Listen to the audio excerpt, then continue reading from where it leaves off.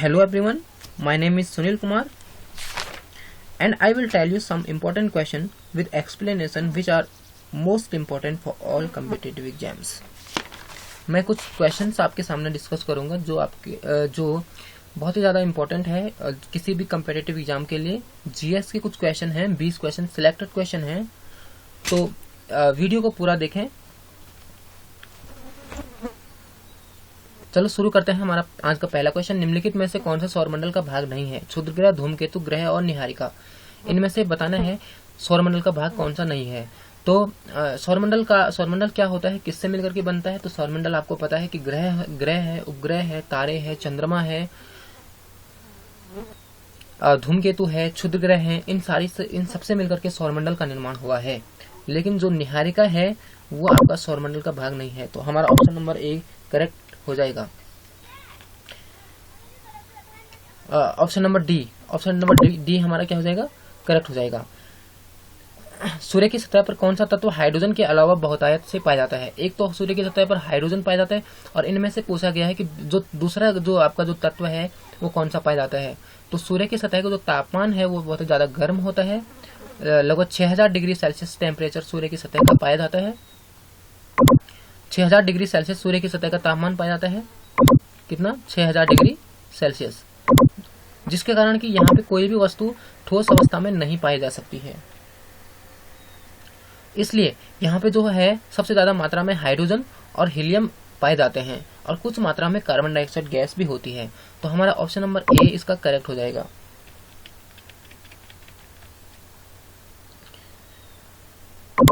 Option number A, निम्न में से कौन सा ग्रह सूर्य का चक्कर सबसे कम समय में लगाता है? तो सूर्य का सबसे नजदीक वाला जो ग्रह है वो बुध है, जो कि सूर्य का चक्कर सबसे कम समय में लगाता है। तो आपका जो बुध जो है वो 88 दिन का परिक्रमण काल होता है इसका, 88 दिन का। कोई भी पिंड यानी कोई भी जो ग्रह है ये आपके दो प्रकार की गति करते हैं। एक तो आपका परिक्रमण और दूसरा परिभ्रमण। परिक्रमण क्या होता है? किसी पिंड के चारों ओर गति करना परिक्रमण होता है। और परिभ्रमण क्या होता है? अपने ही अक्ष पर जो गति करता है, अपने ही अक्ष पर घूमता है, उससे क्या होते हैं? परिभ्रमण से उसको घूर्णन भी कहते हैं और उससे दिन रात की अवधि होती है। परिक्रमण जो होता है उससे एक साल होता है, उससे वर्ष होता है, या उससे ऋतु परिवर्तन। अब क्वेश्चन आएगा ऋतु परिवर्तन किससे होता है? तो परिक्रमण काल से होता है। तो इस प्रकार से बुध का जो परिक्रमण काल है वो 88 दिन का है। शुक्र का जो परिक्रमण काल है वो 225 दिन का है। शुक्र का परिक्रमण काल 225 दिन का है। और शुक्र को सांझ का तारा, भोर का तारा, पृथ्वी की बहन आदि नामों से इसको पुकारा जाता है। भोर का तारा, पृथ्वी की बहन।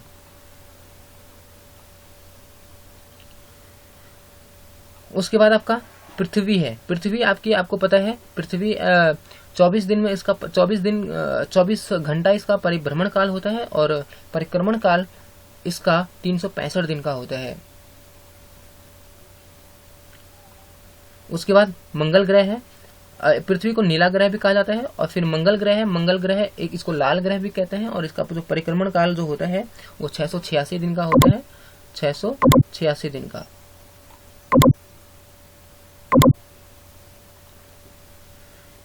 और सारे ग्रहों में से पृथ्वी के अलावा जीवन की संभावना भी मंगल ग्रह पर पाई गई है।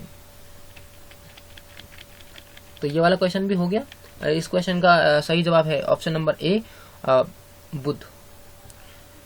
यह सर्वप्रथम किसने प्रतिपादित किया कि सूर्य हमारे सौरमंडल का केंद्र है तथा पृथ्वी उसकी परिक्रमा करती है? तो ये किसने कहा है? सबसे पहले जो अवधारणा थी कि सूर्य जो है वो आपका गतिशील है और पृथ्वी जो है वो स्थिर है, यानी जो सूर्य है वो पृथ्वी का चक्कर लगा रही है। लेकिन बाद में कोपरनिकस आए तो उन्होंने जब कुछ निष्कर्ष निकाले, कुछ सिद्धांत दिया, तो उनके हिसाब से जो आपका जो पृथ्वी है ये गतिशील है और सूर्य स्थिर है, यानी जो पृथ्वी है वह सूर्य का चक्कर लगा रही है। तो सबसे पहले ये कहा था कोपरनिकस ने।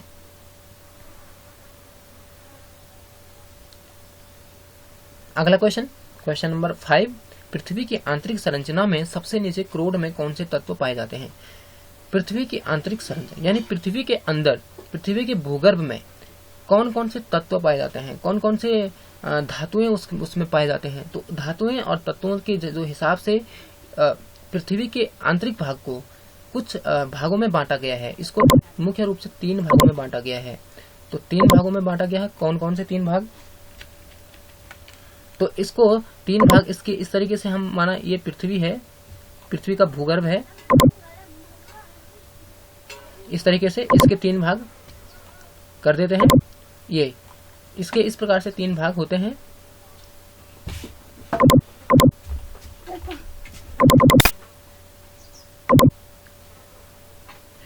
तो इसके ऊपरी भाग को क्रस्ट, निचले भाग को, बीच वाले भाग को मेंटल, और तीसरे वाले जो लास्ट वाली जो परत है, लेयर है, उसको हम क्रोड कहते हैं। तो आपका जो पहला जो वाला भाग है, इसमें अलग तत्व पाए जाते हैं। तत्वों के हिसाब से इसको 3 भागों में बांटा गया है। इसमें जो तत्व पाए जाते हैं उसको हम सियाल और सीमा कहते हैं। सियाल और सीमा, SIAL, सियाल और सीमा, SIMG, यानी सिलिकॉन और एल्युमिनियम। सियाल मीन सिलिकॉन और एल्युमिनियम, सिलिकॉन और मैग्नीशियम। इस वाले ऊपर वाले जो क्रस्ट है, इसकी विशेषता है ये है, इसमें हल्की जो धातुएं होती है, सियाल, सीमा और मैग्नीशियम, ये इसमें सिलिकॉन और मैग्नीशियम, सिलिकॉन और एल्युमिनियम ये इसमें पाए जाते हैं। जल्दी टूटने की प्रवृत्ति इस वाली परत में पाई जाती है। और इसकी जो मोटाई है लगभग 40 किलोमीटर की होती है। 40 किलोमीटर की मोटाई इसकी होती है, 40 किलोमीटर। और इसकी जो मेंटल है, इसके बाद जो दूसरी परत है, ये आपकी 2900 किलोमीटर की परत पाई जाती है। उसके बाद आपका क्रोड वाला भाग है, ये आपका 2900 से 6300 किलोमीटर नीचे होता है, 6300 किलोमीटर तक पाई जाती है। तो इसमें जो है इसका जो घनत्व है नीचे क्रोड का, इससे ज्यादा होता है। घनत्व ज्यादा होने के कारण इसमें जो धातुएं हैं वो भारी धातुएं अधिक मात्रा में इसमें पाई जाती है। और इसमें जो धात्विक जो परत है उसको निफे के नाम से जाना जाता है। निफे,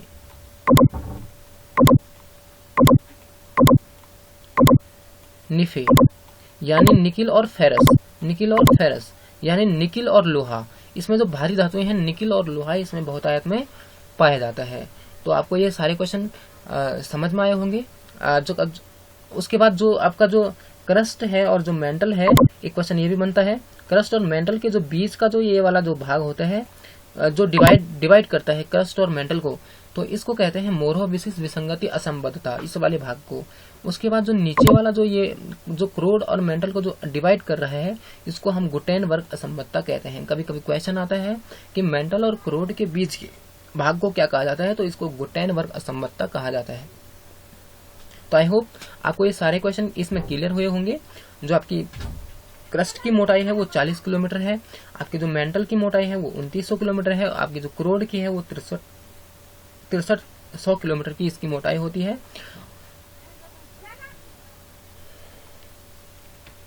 अगले क्वेश्चन पे चलते हैं। अगला क्वेश्चन है, तो इसमें आपका कौन सा एल्युमिनियम क्रोमियम सिलिकॉन। तो ये एल्युमिनियम क्रोमियम सिलिकॉन जो है, ये ऊपर की जो मेंटल हो गया, आपका क्रस्ट हो गया, इनमें ही पाया जाता है। लेकिन जो क्रोड है उसमें आपका लोह धातु पाई जाती है। ग्रीनिच माध्य समय GMT तथा भारतीय मानक समय IST में कितना अंतर होता है? तो GMT और IST, ग्रीनविच मीन टाइम। तो ग्रीनिच मीन टाइम जो है, ये आपका ग्रीनिच जो है वो पृथ्वी के भूमध्य से बीच की देशांतर रेखा होती है, 0 डिग्री देशांतर रेखा। 0 डिग्री देशांतर रेखा को हम ग्रीनिच रेखा कहते हैं। तो कभी कभी क्वेश्चन ये भी पूछ लेता है कि 0 डिग्री ग्रीनिच रेखा क्या होती है? तो 0 डिग्री देशांतर रेखा होती है। तो 0 डिग्री देशांतर रेखा का जो समय है वो भारत के समय से कितना अंतर है इसमें। इंडियन स्टैंडर्ड टाइम, तो Indian standard time IST Bharat का जो मानक समय यहाँ से लिया गया है, और ये है आपका 82.5 डिग्री। भारत का जो मानक समय लिया जाता है वो 82.5 डिग्री ईस्ट से लिया जाता है, पूर्वी देशांतर से लिया जाता है, 82.5 डिग्री ईस्ट।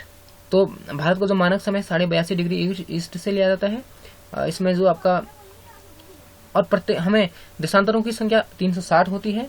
0 डिग्री देशांतर, ये वाला जो ग्रीनिच है, यहाँ से अगर हम पूरब की ओर चलते हैं तो टाइम प्लस होता है, और माइनस की पश्चिम की ओर चलते हैं तो टाइम माइनस होता है। यानी प्रत्येक देशांतर को पार करने में एक मतलब 4 मिनट का समय इधर बढ़ेगा और इधर 4 मिनट का समय घटेगा। यदि 0 डिग्री पर सपोज दैट अगर 12 बजे हो तो एक देशांतर पे 12:04 हो रहे होंगे, 2 देशांतर पे 12:08 हो रहे हैं। इस तरीके से टाइम इधर को बढ़ता जाता है। और 82.5 पे कितना बढ़ेगा, तो हमें क्या करना पड़ेगा, 82.5 मल्टीप्लाई करना पड़ेगा 4 से, और अगर हम उसमें 60 का भाग देते हैं तो घंटे के रूप में परिवर्तित हो जाएगा। तो ये है आपका, इस हिसाब से अगर हम इसको करते हैं तो भारत का जो समय है वो 5.5 घंटे ग्रीनिच से आगे होता है। तो हमारा ये जो ऑप्शन नंबर बी है ग्रीन, ये सही है, ये इसका सही उत्तर हो जाएगा। तो इस तरीके से इसको हम सॉल्व करते हैं। हम 90 डिग्री का भी निकाल सकते हैं कि 90 मल्टीप्लाई 4,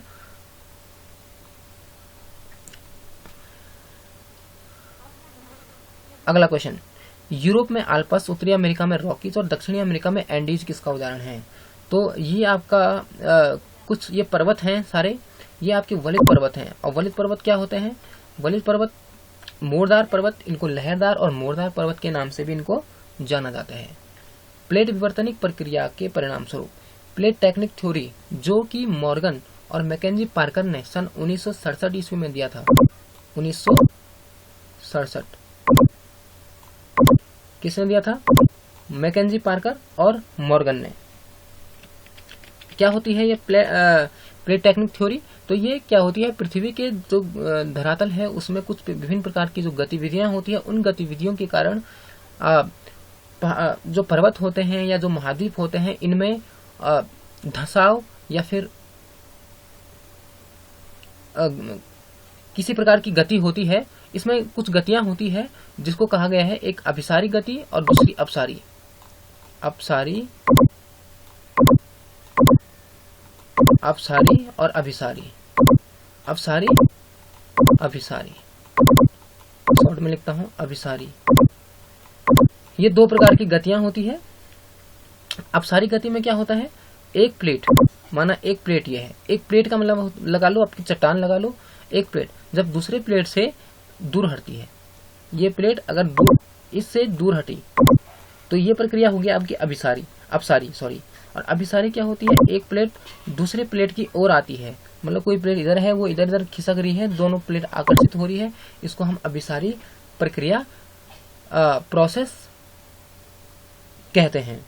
और अभिसारी प्रोसेस में क्या होता है कि जो एक प्लेट है वो क्या होता है, कभी कभी दूसरी प्लेट, एक प्लेट है वो दूसरी प्लेट जो है वो उसके नीचे धंस जाती है। इस तरीके से नीचे धंसने वाली प्रक्रिया भी क्या कहते हैं, अभिसारी प्रक्रिया होती है।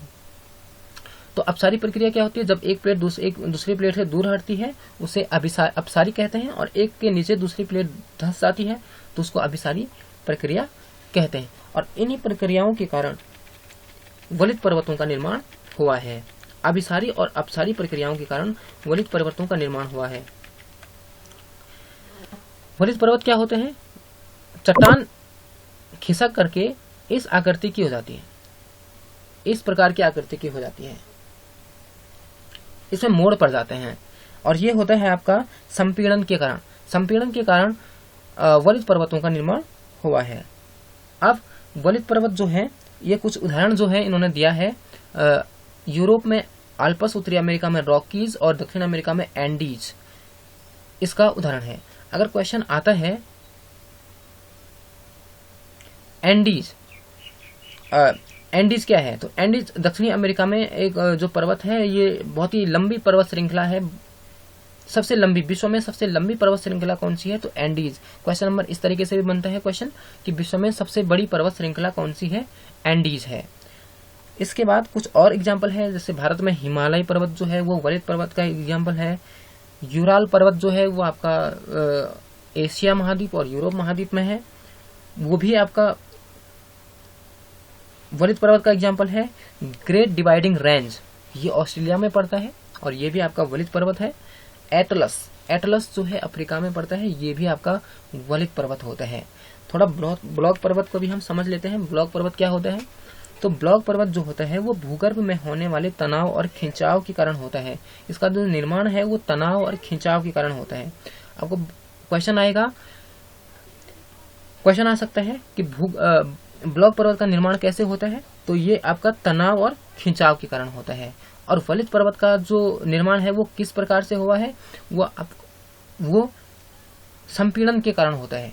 संपीड़न के कारण होता है। वलित पर्वत का निर्माण संपीड़न के कारण और ब्लॉक पर्वत का निर्माण तनाव और खिंचाव के कारण। तो तनाव और खिंचाव क्या चीज होती है, किस तरीके से? तो इसमें क्या होता है, इसमें ये सपोज दैट ये कोई पर्वत है और ये पर्वत क्या हो जाता है, इस तरीके से इसमें बीच में दरार पड़ जाती है। अब दरार पड़ने से क्या हो जाता है, ये जो नीचे वाला भाग है ये नीचे धंस जाता है। तो ये कुछ इस तरीके का स्ट्रक्चर बन जाता है, इस तरीके का स्ट्रक्चर बन जाता है। यानी ये वाला ये भाग जो है ये उठ जाता है और ये एक भाग जो है वो नीचे धंस जाता है।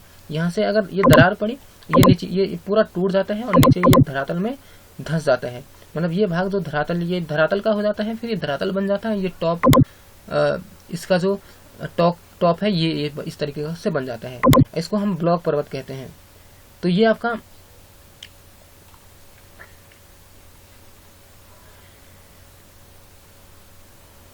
और जो नीचे धंसा हुआ जो भाग होता है ये वाला, इसको हम रिफ्ट घाटी या फिर भ्रंश घाटी भी बोलते हैं। ये कुछ इस तरीके से भी बन सकता है। माना सपोज दैट ये इस तरीके से है, कोई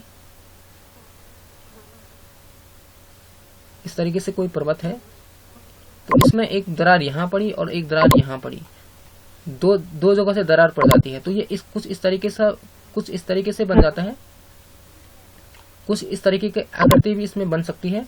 और ये जो टॉप होता है इसका ये, और इसको हम नीचे जो धंसा हुआ भाग होता है इसको रिफ्ट घाटी और भ्रंश घाटी भी इसको कहते हैं। तो भ्रंश घाटी और रिफ्ट घाटी किसको कहते हैं? जो ब्लॉक पर्वत जो होता है, ब्लॉक पर्वत निर्माण के परिणाम स्वरूप जो भाग नीचे धंस जाता है उसको हम रिफ्ट घाटी कहते हैं।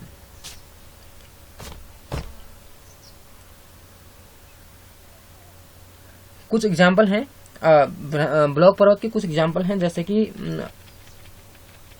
कौन कौन से विश्व में ब्लॉक पर्वत के अंतर्गत आते हैं। तो याद रखना इसे कौन कौन से हैं। तो ये हैं आपके पाकिस्तान में है एक सॉल्ट रेंज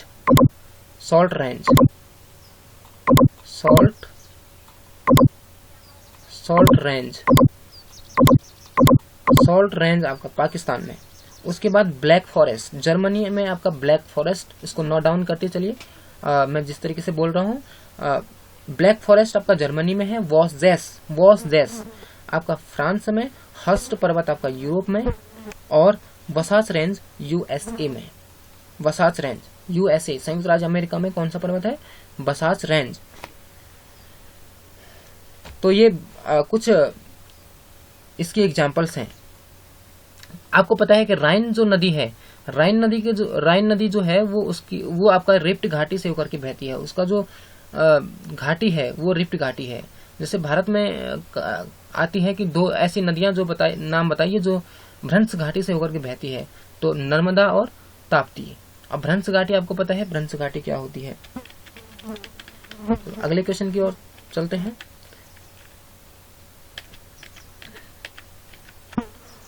हाँ, वलित पर्वत हो गया, ब्लॉक पर्वत हो गया। विच्छेदित पर्वत क्या होते हैं? ये अपशिष्ट होते हैं, जैसे आपके अपरदन के परिणाम स्वरूप, जैसे नदियों और जो मौसमी प्रक्रियाएं होती है इनके कारण चट्टानों में कटाव हो जाता है, और कटाव होने के कारण जो चट्टानें हैं वो टूट जाती है और नए चट्टान का रूप धारण कर लेती है, जिसको हम विच्छेदित पर्वत कहते हैं। ये भारत में सतपुड़ा हो गया, विंध्याचल, नीलगिरी, राजमहल, अरावली, ये सारे विच्छेदित पर्वत हैं। अरावली होगी भारत में, सतपुड़ा, विंध्याचल, नीलगिरी और राजमहल। उसके बाद ज्वालामुखी पर्वत क्या होते हैं? ये ज्वालामुखी प्रक्रिया के परिणाम स्वरूप उत्पन्न होते हैं। जो लावा है वो इस तरीके से, जो लावा है वो यहाँ से ऊपर आता है और पूरे यहाँ पे पर्वत का निर्माण हो जाता है, जिसको हम ज्वालामुखी पर्वत कहते हैं। तो ज्वालामुखी पर्वत जो है कुछ एग्जाम्पल है, जैसे किलिमंजारो अफ्रीका में है, किलिमंजारो, और उसके बाद फ्यूजियामा है जापान में, उसके बाद विसुवियस इटली में है, एकांकागुआ आपका इटली में है। तो इस प्रकार से कुछ एग्जाम्पल्स ये हैं ज्वालामुखी पर्वत के, किलिमंजारो अफ्रीका में, फ्यूजियामा जापान में, और विसुवियस इटली में, और एकांकागुआ इटली।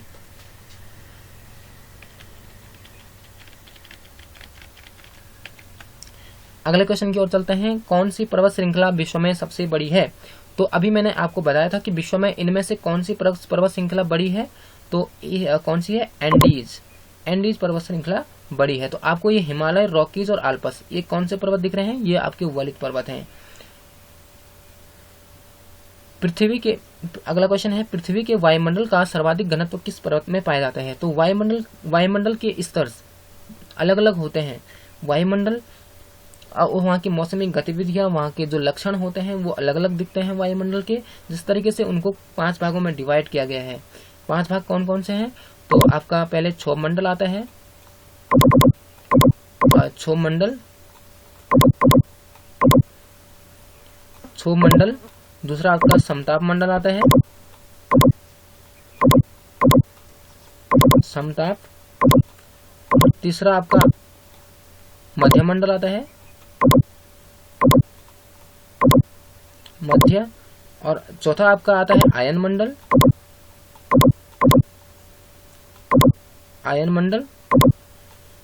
और 5वां आपका आता है बहिर्मंडल। ये 5 प्रकार के परतें वायुमंडल की पाई जाती है। बहिर्मंडल, इसे याद रखना, क्षोभ मंडल, समताप मंडल, मध्य मंडल, आयन मंडल और बहिर्मंडल। अब इनके सबके अलग अलग लक्षण होते हैं। क्षोभ मंडल के क्या लक्षण होते हैं? इसकी जो ऊंचाई है वो 8 से 18 किलोमीटर की होती है। यानी पृथ्वी जो है वो चपटी है, तो इससे ध्रुवों पर इसकी जो ऊंचाई है वो 8 किलोमीटर, और भूमध्य रेखा पर इसकी सर्वाधिक ऊंचाई 18 किलोमीटर की होती है। और इस मंडल की विशेषता ये है, इसमें जो सारे जो मौसमी गतिविधियां हैं क्षोभ मंडल में क्या होती है? जो भी मौसमी गतिविधियां हैं, जैसे तूफान, बादल का बनना, बारिश होना, या अन्य प्रकार की तुषार, ओस, पाला, जो सभी प्रकार की जो ये गतिविधियां हैं, ये आपका क्षोभ मंडल में होता है। और इसकी एक और विशेषता है, इसमें प्रति 1 किलोमीटर की ऊंचाई पर 6.5 डिग्री 6.5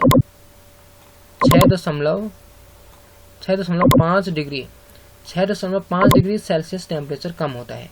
मतलब प्रत्येक 1 किलोमीटर की ऊंचाई पर इतना 6.5 डिग्री सेल्सियस कम होता जाता है। मतलब यहाँ का जो क्षोभ मंडल का जो टेम्परेचर है वो बहुत ही ज्यादा कम पाया जाता है, बहुत ही ज्यादा कम तापमान यहाँ का होता है। तो आपको क्षोभ मंडल क्लियर हुआ होगा। क्षोभ मंडल जो है वो 6.5 किलोमीटर सेल्सियस टेम्परेचर, उसमें प्रति किलोमीटर पर तापमान कम होता जाता है। सारी मौसमी गतिविधियां इसमें संपन्न होती है। और 8 से 18 किलोमीटर इसकी ऊंचाई होती है, यानी 8 किलोमीटर ध्रुवों पर और 18 किलोमीटर आपका भूमध्य रेखा पर। और उसके बाद आपका समताप मंडल है। समताप मंडल जो है वो समताप मंडल जो है, यहाँ पे क्या होता है कि जो क्षोभ मंडल की जो सारी गतिविधियां हैं, जैसे कि बादल बनना और बारिश, ऐसी कोई भी गतिविधि यहाँ पे नहीं होती है। और जिस कारण से समताप मंडल में हवाई जहाज इसी मंडल में उड़ते हैं। तो कभी कोई क्वेश्चन आता है, हवाई जहाज इनमें से 5 मंडलों में से इनमें से किसमें उड़ता है? तो हवाई जहाज जो है वो समताप मंडल में उड़ता है।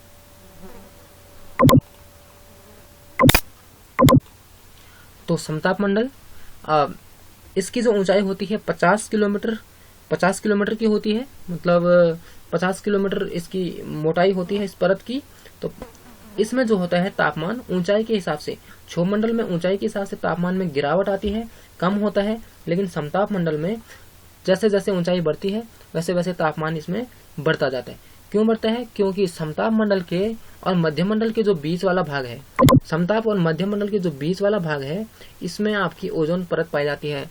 ओजोन परत जो है पराबैंगनी किरणों का अवशोषण करती है, और जिस जिसके कारण यहाँ का तापमान बहुत ही ज़्यादा होता है और समताप मंडल का तापमान बहुत ज़्यादा होता है। तो इस तरीके से हमें कुछ क्वेश्चन इसमें क्या आ सकता है समताप मंडल से। तो समताप हवाई जहाज जो है वो किस मंडल में उड़ते हैं, तो समताप मंडल में। इसमें कोई मौसमी गतिविधियां नहीं होती है, जैसे बादल का बनना, ये हवाई जहाज उड़ने के लिए अवरोधक होते हैं बादल, तो इसमें बादल नहीं बनते हैं, तो इसमें हवाई जहाज उड़ते हैं। अगला क्वेश्चन है आपका, अगला है आपका मंडल मध्य मंडल। तो मध्य मंडल जो है मध्य मंडल आपका 50 से 90 किलोमीटर ऊपर वाले भाग को हम मध्य मंडल कहते हैं। और इसकी ऊंचाई के साथ इसमें तापमान में गिरावट आती है और यहाँ का तापमान सबसे ज्यादा मध्य मंडल के टॉप में पहुंच जाते हैं या मध्य मंडल के बीच वाले भाग में पहुंच जाते हैं, तो यहाँ का जो तापमान लगभग -80 डिग्री पहुंच जाता है। -80 डिग्री सेल्सियस टेम्परेचर यहाँ पे पहुंच जाता है, मतलब बहुत ही कम तापमान यहाँ का होता है। और यहाँ पे एक क्वेश्चन ये बनता है कि मध्य मंडल में जो है वो उल्का पिंड जो है मध्य मंडल में आकर के जल जाते हैं। तो क्वेश्चन नंबर ये भी आता है कि उल्का पिंड किस मंडल में आकर के जल जाते हैं, तो मध्य मंडल में उल्का पिंड आकर के जल जाते हैं। उसके बाद है आयन मंडल, ये भी बहुत ही ज्यादा इम्पोर्टेंट मंडल है। तो ये रेडियो तरंगों को परावर्तित करता है। आयन मंडल क्या होते हैं, रेडियो तरंगों को परावर्तित करता है, जिससे किसी भी देश में क्या होता है, टेलीविजन आपका जो संचार के जो साधन है वो काम करते हैं। उसके बाद इसको आयन मंडल जो है वो 80 से लगभग 600 किलोमीटर की ऊंचाई पर आयन मंडल पाया जाता है। ऊंचाई के साथ तापमान बढ़ता है, जैसे जैसे आयन मंडल में ऊंचाई बढ़ती है वैसे वैसे तापमान में वृद्धि होती है। और बहिर्मंडल भी क्या होता है, ये भी बहुत गर्म मंडल है और ये इसकी जो मोटाई है वो लगभग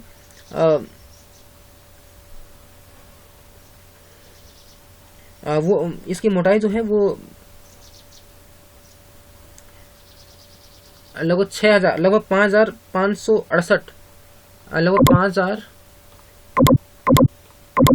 5000 किलोमीटर ऊंचाई तक विस्तृत है। और यहाँ का जो तापमान है, यहाँ का तापमान ज्यादा होता है क्योंकि यहाँ पे पराबैंगनी किरणें जो होती है, सूर्य से आने वाली जो किरणें हैं, सूर्य का जो प्रभाव है वो इस मंडल में ज्यादा दिखने को मिलता है, क्योंकि इस मंडल में जो गैसें होती है वो हाइड्रोजन और हीलियम की अधिकता इस मंडल में पाई जाती है। तो आई होप आपको ये सारे क्वेश्चन समझ में आए होंगे। क्षोभ मंडल क्या होता है, 6.5 डिग्री सेल्सियस ऊंचाई के साथ तापमान में कमी आती है 1 किलोमीटर ऊंचाई के साथ। समताप मंडल में तापमान बढ़ते हैं ऊंचाई के साथ और इसमें हवाई जहाज भी चलते हैं। और आपके मध्य मंडल इसकी विशेषता यह है कि इसमें तापमान जो है बहुत ही कम पाया जाता है, -80 डिग्री सेल्सियस तो तापमान इसमें पहुंच जाता है और मध्य मंडल में आकर के उल्कापिंड जल जाते हैं। और आयन मंडल की क्या विशेषता है, आयन मंडल की विशेषता ये है कि आयन मंडल में रेडियो तरंगों को परावर्तित करता है ये मंडल। और बहिर्मंडल, इसमें हाइड्रोजन और हीलियम गैसों की अधिकता इसमें पाई जाती है। तो ये सारे इसके क्वेश्चन हुए। हमारा अगला क्वेश्चन है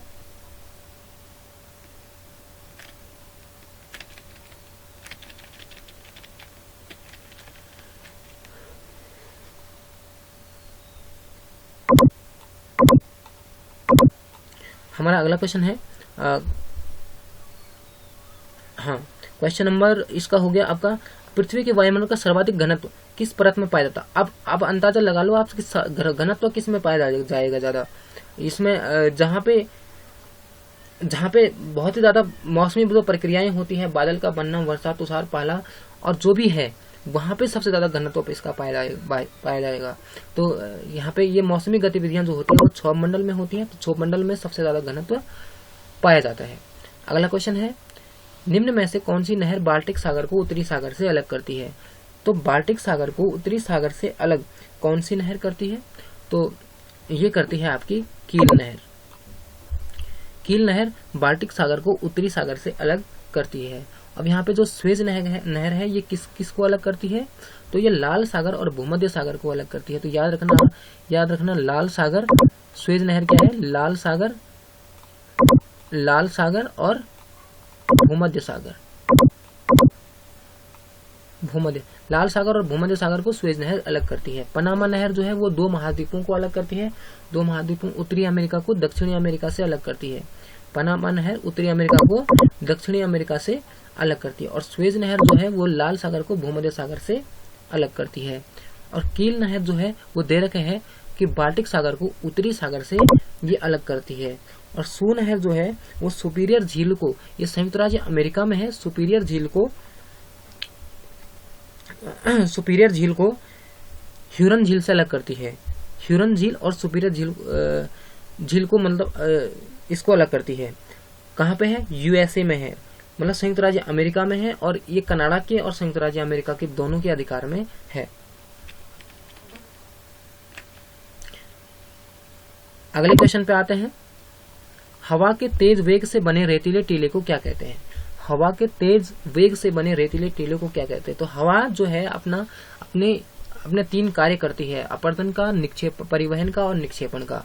अपर्दन यानी हवा से किसी चट्टान का कट जाना, उसको अपर्दन बोलेंगे। परिवहन क्या होगा? परिवहन उनको उड़ा करके ले जाना, उन जो मिट्टी है उनको हवा के माध्यम से उड़ा करके ले जाना वहां से। और निक्षेपण है उसको किसी स्थान पर जमा कर देना। तो रेतीले टीले बनते हैं हवा के अपर्दन से, आपके इंसेल वर्ग बनते हैं। और ये क्या है? हवा के तेज वेग से बने रेतीले टीले, इसको हम मरुटिब्बा ड्यून कहते हैं। क्या कहेंगे? मरुटिब्बा ड्यून। तकला मकान मरुस्थल किस देश में स्थित है? तकला मकान मरुस्थल, तो तकला मकान मरुस्थल एक गर्म मरुस्थल है जो आपका चीन में स्थित है। कहाँ पे स्थित है? चीन में स्थित है। मध्य एशिया का जो भाग है तकला मकान, और कुछ भाग इसका चीन में है, चीन में ही आता है। तो ये कहाँ है? चीन में स्थित है तकला मकान। अगला है अटाकामा मरुस्थल किस दक्षिणी अमेरिकी देश में स्थित है? तो अटाकामा ये भी एक गर्म मरुस्थल है जो कहाँ पे है? दक्षिण अमेरिका के किस देश में है? चिली में, ब्राजील में, पेरू, कोलंबिया। तो ये आपका कहाँ पे है? चिली में है। अटाकामा मरुस्थल चिली में है। कुछ गर्म मरुस्थल, अगर क्वेश्चन आता है विश्व का सबसे बड़ा मरुस्थल कौन सा है, तो सहारा मरुस्थल जो कि अफ्रीका में है। भारत का सबसे बड़ा मरुस्थल, तो भारत में जो सबसे बड़ा जो मरुस्थल है वो थार का मरुस्थल है जो राजस्थान में है। और एशिया का पूछा जाएगा तो एशिया का सबसे बड़ा मरुस्थल जो है वो आपका गोबी मरुस्थल है। गोबी मरुस्थल आपका चीन और मंगोलिया में पड़ता है। एशिया महाद्वीप में चीन और मंगोलिया में पड़ता है गोबी मरुस्थल। निम्न में से कौन सी एक गर्म जलधारा है? गर्म जलधारा, पूर्वी ऑस्ट्रेलियाई धारा, पश्चिमी ऑस्ट्रेलिया, बेगुएला धारा, लैब्राडोर धारा। तो इनमें से तीन ऐसी धाराएं हैं जो ठंडी जलधारा है और एक ऐसी जलधारा है जो गर्म है। तो आपको गर्म जलधारा बतानी है, इनमें से कौन सी है? तो देखो गर्म जलधारा क्या होती है। गर्म जलधारा क्या किसको कहते हैं? जो वे जलधाराएं जो भूमध्य रेखा से, भूमध्य रेखा माना ये भूमध्य रेखा है और यहाँ से इस तरीके से ध्रुवों की ओर बहती है, भूमध्य रेखा से ध्रुवों की ओर बहती है, उसको हम गर्म जलधाराएं कहते हैं। और ठंडी जलधाराएं जो होते हैं वो ध्रुवों से भूमध्य रेखा की ओर बहती है। तो कभी कभी इस तरीके से भी क्वेश्चन पूछा जाता है कि गर्म जलधाराएं कहाँ से कहाँ की ओर बहती है। तो गर्म जलधाराएं जो है वो भूमध्य रेखा से ध्रुवों की ओर बहती है। तो इनमें से कौन सी धारा है जो भूमध्य रेखा से ध्रुवों की ओर बहती है? तो ये है पूर्वी ऑस्ट्रेलियाई धारा, ये एक गर्म जलधारा है। बाकी अगर क्वेश्चन आएगा कि सबसे ठंडी, विश्व की सबसे ठंडी जलधारा का नाम बताइए, तो वो है आपका लैब्राडोर। लैब्राडोर जो है वो सबसे ठंडी जलधारा है। बेगुएला ये भी ठंडी जलधारा है। पश्चिमी ऑस्ट्रेलियाई धारा ये भी आपकी ठंडी जलधाराएं हैं। ये ठंडी जलधाराएं ध्रुवों से भूमध्य रेखा की ओर बहती है। विश्व की सबसे बड़ी प्रवाल भित्ति किस देश के तट के निकट पाई जाती है? ऑस्ट्रेलिया, क्यूबा, घाना और फिलीपींस। तो ये आपकी जो प्रवाल भित्ति है ये आपकी सबसे बड़ी जो प्रवाल भित्ति है या सबसे प्रवाल भित्तियां जो है ज्यादा वो ऑस्ट्रेलिया के तट पर पाई जाती है। निम्नलिखित में से कौन सी नदी भ्रंश घाटी से होकर के बहती है? अभी मैंने आपको बताया है कि भ्रंश घाटी क्या होती है। भ्रंश घाटी क्या होती है? तो ब्लॉक पर्वत का निर्माण होते समय जो भाग नीचे धंस जाता है, इस तरीके से ये उठा हुआ भाग है और ये नीचे धंसा हुआ भाग है। तो ये धंसा हुआ भाग जो है ये रिफ्ट घाटी या फिर भ्रंश घाटी इसको कहते हैं। तो ऐसा ऐसी भ्रंश घाटी कौन सी है? तो इनमें से तो मैंने आपको बताया राइन नदी जो है वो जर्मनी में बहती है, बहुत ही लंबी नदी है और बहुत ही औद्योगिक दृष्टि से बहुत ही महत्वपूर्ण, यूरोप की बहुत ही महत्वपूर्ण नदी है। अंतर्राष्ट्रीय व्यापार यहाँ पे संपन्न किया जाता है। तो राइन नदी जो है वो